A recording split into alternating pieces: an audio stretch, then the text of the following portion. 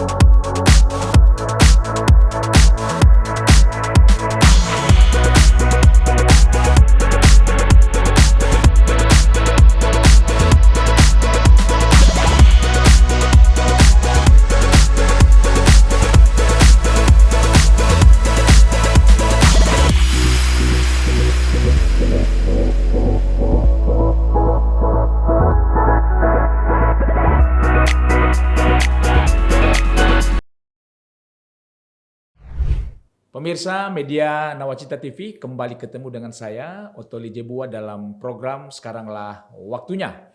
Menarik, hari ini kita akan membahas kasus seorang pendeta yang diduga didiskriminalisasi dalam sebuah kasus. Di studio Nawacita hadir tamu saya hari ini. Yang pertama, Bapak Pendeta Gideon Saragi. Selamat datang, Pak. Selamat. Apa kabar Pak Pendeta? Sehat. Sehat-sehat ya, Sehat. luar biasa. Ini Pak Pendeta Saragi ini mulai pelayanan di tahun 1989. Jadi dengan hari ini beliau sudah melayani selama 36 tahun. Pendeta di HKBP. Luar biasa tentunya.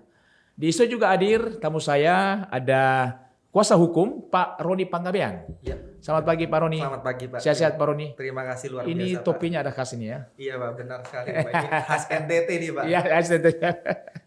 Nah, luar biasa sekali. Kita langsung saja, Bapak Ibu, mendengar kira-kira kronologi seperti apa sih yang terjadi dalam kasus ini. Sehingga Pak Pendeta ini diduga didiskriminasi. Pak Pendeta, ini bisa cerita tentang riwayat pelayanan Pak. Sebelum ditempatkan di HKBP Cibinong. Di mana saja di gereja HKBP melayani? Pertama sekali saya melayani, ini setelah tamat dari STT HKBP Lumayan Siantar. senior. Pertama sekali di HKBP Pasar Rebo Jalan Raya Kiwi. Iya. Seterusnya ke Rantau Parapat. Dari Rantau Parapat ke Sidamanik. Dari Sidamanik kemudian ke Batam. Setelah melayani di Batam, kemudian ke Tanjung Balai Karimun. Seterusnya saya dipindahkan ke HKBP Duren Sawit, Jakarta Timur. Iya. Dari HKBP Duren Sawit dipindahkan ke HKBP Pertangan, Pasar Minggu. Pasar Minggu. Dari Pasar Minggu dipindahkan lagi ke Depok, dan dari Depok dipindahkan ke Cibinong. Cibinong ya, HKBP Cibinong yang sekarang ini. Iya. Luar biasa juga perjalanannya ya. Selama 36 tahun udah pindah-pindah dan sudah banyak pengalaman juga ya. Nah, standar di HKBP itu berapa tahun sih perpindahan seorang pendeta? Yang standar. Ya, sesuai dengan aturan peraturan bisa sampai 6 tahun. 6 tahun ya. Iya. Di satu Tapi gereja. bisa kurang kalau memang dibutuhkan di satu tempat tertentu. Iya. Berarti keputusan pemindahan itu sinode lah ya. Iya. Iya, baik. Terima kasih. Nah, Kita kembali kepada kasus yang viral tentang dugaan pemalsuan, ya, pemalsuan akta pernikahan, ya. Nah, ini pada tanggal 22 April 2022, Bapak memberkati jemaat atas nama Renta Natasha Tambun dan seorang laki-laki bernama Siregar. Apakah kedua orang ini Bapak kenal? Iya, kebetulan Renta Natasari ini Tambun adalah seorang guru sekolah minggu Di HKBP Cibinong. di HKBP Cibinong yang saya pimpin. Iya.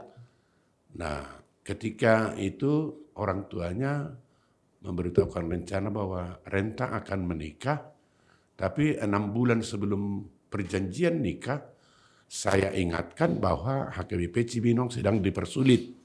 Oke, oh jadi di HKBP Cibinong ada sedikit masalah. Ada masalah sedikit. Iya. Dipersulit oleh Dukcapil tidak bisa mengurus akte catatan sipil. Nah, mengapa bisa ada Dukcapil? Apa urusan Dukcapil dengan gereja HKBP Cibinong?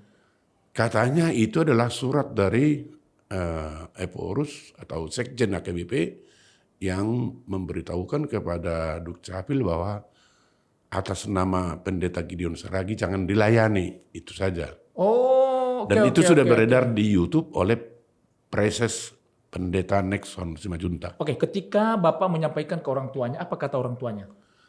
Orang tuanya bilang, kami tidak peduli. Bagi kami, Bapak bukan hanya sekedar pendeta, Bapak adalah malaikat penyelamat kami. Oh, Harus Bapak yang memberkati anak saya, kata orang tuanya.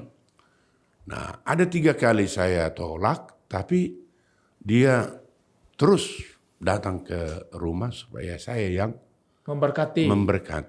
Iya, dan setahu saya pun kan sebelum Bapak pendeta melakukan pemberkatan kan ada proses juga.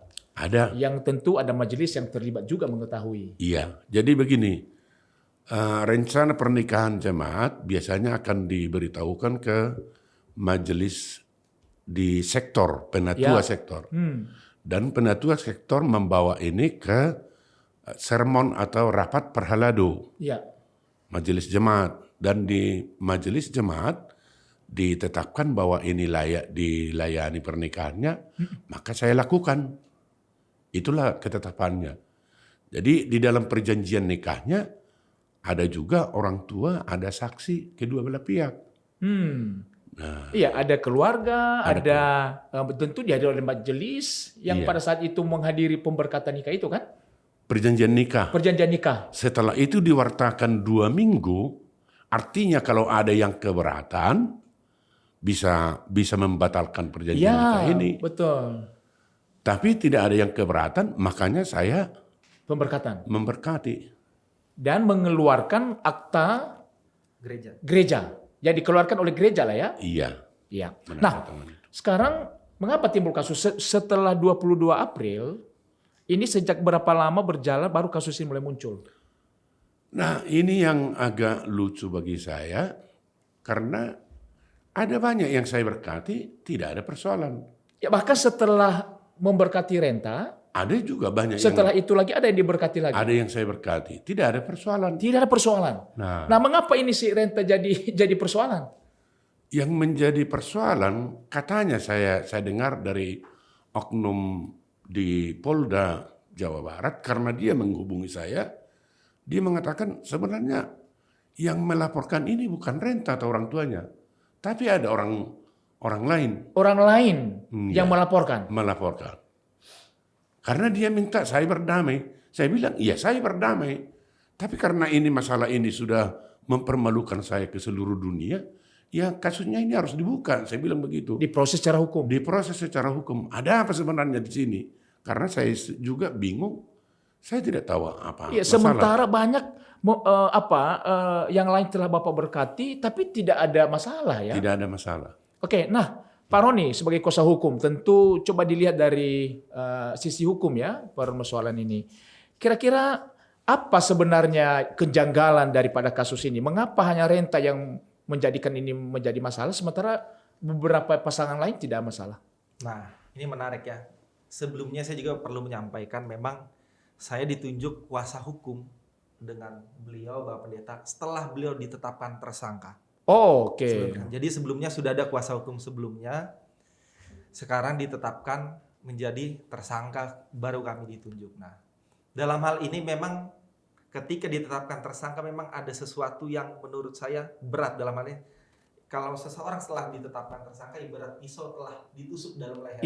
Iya. Namun tiba-tiba kasus ini menjadi perhatian publik. Ya. Ya kan?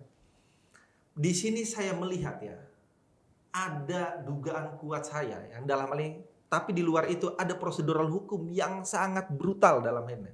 Saya belum pernah menemukan profesor ahli hukum pidana atau petinggi hukum apapun, seseorang ditetapkan tersangka, kemudian dilakukan sprindik berulang kali. Sudah berapa kali sprindik? 4 kali. 4 kali? Setelah tersangka. Nah kan itu. Nah jadi memang hal ini ketika kalaupun ada percuma lapor polisi, no viral no justice, itu bukan omong-omong, itu memang fakta. Ya. Dalam hal ini saya juga pernah melakukan ke beberapa oknum polisi yang juga pernah melakukan seperti ini. Gitu. Nah hal ini yang menjadi saya ketika melihat kasus ini adalah ternyata ada oknum di balik. Karena nggak mungkin seseorang yang sudah diberkati dia melaporkan. Saya yakin dia juga dalam nuraninya dia tidak ingin melaporkan Bapak Pendeta. Saya sangat yakin. Dan polisi juga dalam menangani perkara ini saya sangat yakin dalam tekanan juga. Sangat dalam tekanan. Karena dia juga tidak mau. Karena ini kan kasusnya Polda Jabar nih. Ada masih rentetan, ada mungkin ya dugaan saya ada beberapa oknum juga yang kasus pindah Cirebon juga, apalagi polisi sekarang ini beberapa viral. Nah, hal ini menjadi trigger sebenarnya, ada sangat-sangat brutal. Dari hukum acara juga tidak ada, baik dari bukti ya. Ketika dikatakan bukti pemalsuan dokumen, contohnya surat bukti. Ketika kita tunjukkan nih dokumen palsu, mana yang dipalsukan? Iya. Kan itu dasar. Jadi ketika menerima laporan polisi ini juga memberikan edukasi juga sama masyarakat kan.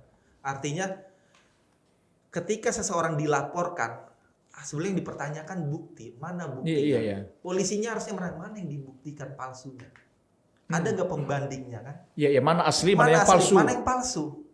Terus pelapor dan terlapor kan harusnya ditanya, ini benar nggak si Renteng laporin? Jangan-jangan si Polan, jangan-jangan si Pilin kan gitu. Iya. Karena sampai detik ini tidak ada dipertemukan antara pelapor dan terlapor. Jadi kan patut diduga. Contoh kayak kasus Pina Cirebon aja kan, seseorang pelakunya kan ternyata bukan itu. Iya. Tapi kalau awalnya itu sudah sesuai prosedur. Tapi ketika setelah menjadi tsunami akhirnya kan baru terbongkar. Iya. Nah seperti itu juga dalam hal ini. Nah ketika saya melihat ini ada yang janggal di balik ini. Pasti, dan saya lihat runtutan peristiwanya sebenarnya ini sudah ada dalam internal gereja KBP. Di Cibinong. Dan ini dugaan kuat saya, ada oknum ya, baik itu petinggi KBP ya, yang tidak menginginkan Bapak Pendeta Gideon Saragi untuk ada di HKBP Cibinong. Tapi itu nanti masalah internal gereja mungkin nanti klien saya bisa menjelaskan itu. Tapi dari hukum acara jelas. Ada prosedur yang tidak layak lah ya. Benar. Dalam hukum acara pidana itu sudah jelas ya. Dari peraturan Kapolri juga sudah jelas. Namun saya juga menduga, ini apakah peraturan Kapolri lebih rendah dari peraturan Polda Jabar atau Polres Bogor? Jangan-jangan peraturan Polri dikangkangi dalam hal ini gitu kan. Dengan Polres Bogor, Polda Jabar. Kok bisa Polri dibawahi dengan aturan Polres Bogor dan Polda Jabar? Nah ini menarik nih. Atau jangan-jangan udah gak berlaku lagi Bapak Kapolri undang-undangnya itu loh menurut saya. Ya, jadi memang sedikit juga aneh karena pemberkatan ini kan dilaksanakan 22 April tahun 2022. Tapi baru ada gugatan setelah 1 tahun. Betul. Ya, kurang lebih 1 tahun. Sehingga ditetapkan tersangka itu kan 31 Juli 2023. Benar. Selama 1 tahun, apakah kedua yang telah diberkati ini tidak sadar bahwa itu ada palsu? Kenapa sampai baru 1 tahun baru ada gugatan ya, menyangka bahwa itu palsu. Laporan palsu. Ya, ini juga menimbulkannya. Nah, Pak Pendeta, ini tadi Pak Roni menyampaikan bahwa dari segi hukum ini kok ada keanehan ya. Selain yang kita bicarakan tadi kok 1 tahun baru ada gugatannya. Tapi tadi sempat disampaikan bahwa sebenarnya ini ada oknum-oknum di balik ini semua. Saya yakin itu. Iya, ini juga yang perlu mungkin kita gali dan publik juga harus tahu. Ya, nah menurut Pak Pendeta, tadi kan sempat Pak Pendeta sampaikan bahwa sebenarnya sebelum memberkati, 6 bulan sebelum perjanjian pernikahan itu sudah diingatkan orang tua ini. Sudah.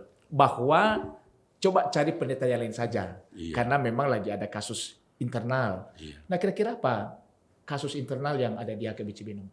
Sebelum ke sana, Ya, saya mau jawab dulu apa yang Bapak bilang tadi. Setelah 1 tahun. setelah 1 tahun baru ada gugatan. Ya. Iya. Berarti setelah mereka saya berkati, mereka kan sudah hidup bersama. Iya, sudah hidup bersama. Sebagai Tapi- layak suami istri. Iya, tapi mereka bilang itu tidak sah. Berarti selama 1 tahun, renta ini bersama suaminya kumpul ke bodong. Iya. Iya, Kalau kan? mereka tidak Benar. mengakui pemberkatan yang Bapak Pendeta Dan berikan, setelah itu, mereka sadar bahwa mereka bisa dituduh kumpul kebo, kemudian dilakukan lagi pemberkatan ulang di gereja KBP Cibinong yang lama. dibuat pemberkatan ulang lagi. Iya. Jadi aneh kan? Iya. Sebenarnya pendeta yang memberkati inilah yang layak dipecat oleh pimpinan HKBP.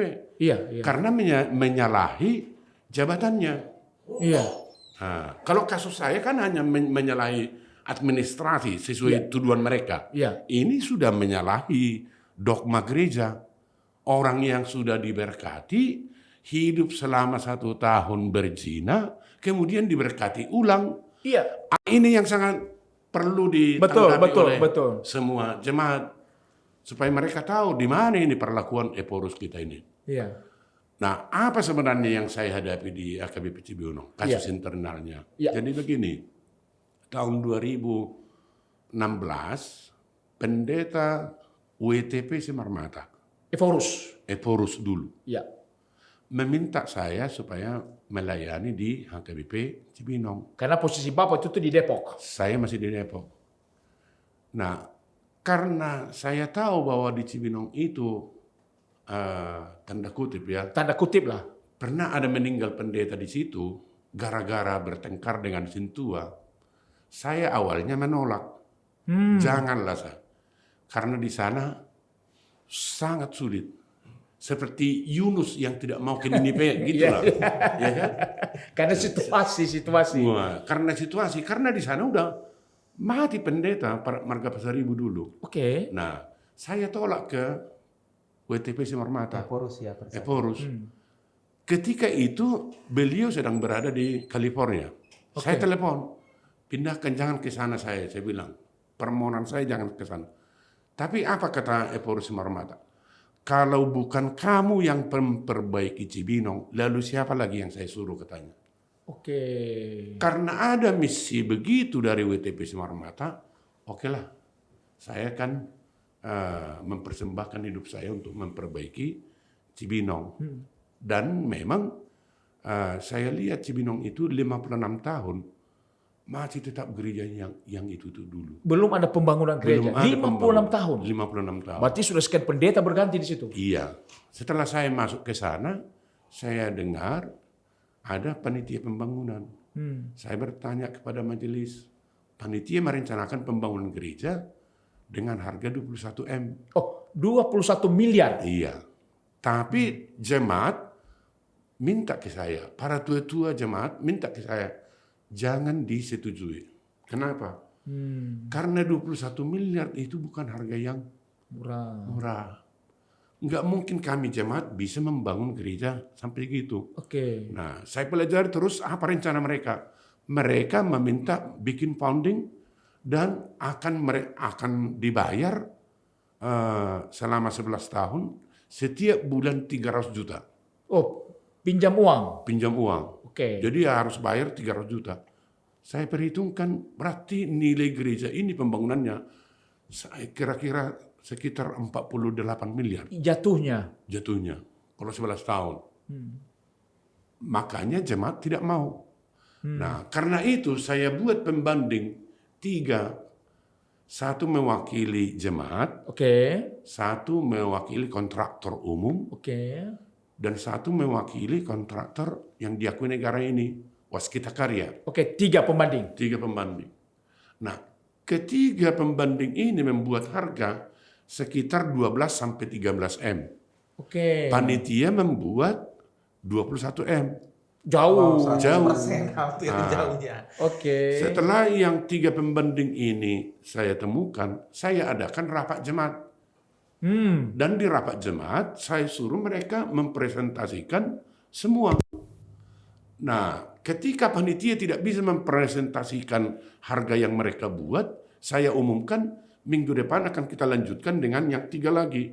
Nah, di situ mereka yang mengatakan kalau masih ada dibuat pembanding, kami mundur. Wah, jemaat langsung tepuk tangan semua. Karena mereka langsung mundur, ya kan? Nah, minggu berikutnya kemudian saya tawarkan, dari yang 3 ini, kontraktor mana yang kita pilih? Ya jemaat memutuskan yang paling Rendah. rendah. Iya. Saya pikir wajar ya kan? Iya, iya. Dan itulah yang terjadi. Nah, di sini sebenarnya masalah internal itu. Sudah ketahuan bahwa mereka memarkup harga pembangunan itu sampai 21 M ya. sampai 21 M. Mereka mau menutupi ini bagaimana? Karena sanksi sosial ya kan? Iya, iya, iya. Mau menutupi kesalahannya ini, diusahakanlah supaya saya dimutasi.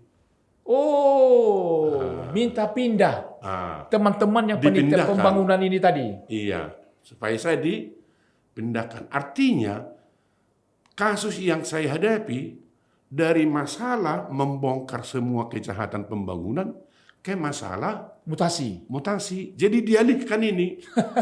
Nah, masalah pembangunan ini dihilangkan, masalah yang mereka tonjolkan adalah tidak mau pindah. Padahal misi saya dari WTP Sinar Mata adalah memperbaiki dan membangun ini. Dan terbukti 2,5 tahun bisa kami bangun dengan harga 15 M. Sudah terbangun sekarang. Sekarang sudah terbangun. Nah, ketika ada usul meminta sinode memindahkan Bapak, bagaimana tanggapan jemaat? Respon jemaat? Respon jemaat, saya pikir nanti harus jemaat yang Menjelaskan itu ya. yang menjelaskan Iya, itu iya, iya. Harus jemaat yang menjelaskan. Tapi Berapa jiwa HKBP Cibinong, Pak? Sampai sekarang, Pak? sekarang kurang lebih 1.000 kakak. 1.000 kakak ya? Wow, luar biasa. 1.000 kakak. Cukup besar. Kira-kira 998 atau apa itu Jiwa. akhir tahun ini. Kakaknya Kakak. nggak pas 1.000 ya kan? Iya, iya, iya. Kira-kira 1.000 Hampir 1.000 lah. hampir 1.000 lah. Itulah. Oke, jemaat ketika kami. mereka meminta ke sinode Bapak pindah, bagaimana respon sinode? Mereka tidak mau. Mereka dari pusat. Bukan, yang meminta Bapak pindah ini kan panitia pembangunan tadi. Iya. Nah, bagaimana tanggapan sinode ketika mendapatkan permohonan surat dari panitia ini tadi? Mereka tidak mau. Mereka hanya bilang begini, kamu masih bisa tetap melanjutkan pembangunan. Yang penting kasih uang 1 M. 1 M? miliar. Iya. Siapa yang meminta itu? Ya, oknum pusat. Wow. Itu kan sudah viral, sudah ada di YouTube. Oh, jadi oknum di sinode supaya tetap Bapak di pendeta di HKBP Cibinong minta store uang 1 M sama Bapak. Iya. Bapak seorang pendeta diminta uang 1 M. Dari mana uang saya? Ya? Iya. Nah, terus Bapak kasih uang 1 M sama di oknum sinode? Enggak ada uang saya. Enggak ada, tidak dikasih. Enggak mungkin saya mencuri dari uang pembangunan untuk saya kasih ke Sinode, oknum. Enggak mungkin itu. Kalau uang saya ya beginilah saya, bagaimana saya. Tapi kalau yang ada uang meminta saya itu pribadi mungkin oknum saya berikan. bukan lagi di zaman Eforusnya Pak WT Sinar Mata. Bukan. Berarti Eforus Setelah. pada waktu itu Setelah. Pak WTP Sinar Mata. siapa Eforus pada waktu itu? Pak, bukan Darwin. Darwin Tobing. Iya. Darwin Tobing. Oke. Di situ dia masalahnya. Iya. Tapi bukan Darwin Tobing yang meminta ya, oknum. Bukan oknum. Oknum. Loh, karena Bapak tidak bisa memberikan permintaan mereka sebanyak 1 miliar, apa yang terjadi? Ya, saya dipaksa pindah. Pindah. Iya. Dipindahkan ke mana? Ke Bengkulu. Ke Bengkulu. Karena jemaat bertahan, ya mereka datanglah bawa preman, bawa polisi, bawa tentara. Apakah ini ada hubungannya dengan surat yang pemberkatan nikah tadi? Kan Bapak berkati tadi kan 22 April 2022. Kapan surat pindah Bapak dari sinode ke Bapak tahu ada surat itu penugasan ke Bengkulu?